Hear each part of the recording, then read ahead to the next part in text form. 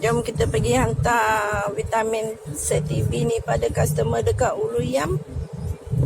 Okey. Lepas tu kena nak bagi tahu sekali lagi. Set TB Syakri yang terdiri daripada Vivix. Ni dia Vivix. Vitamin C, Omega,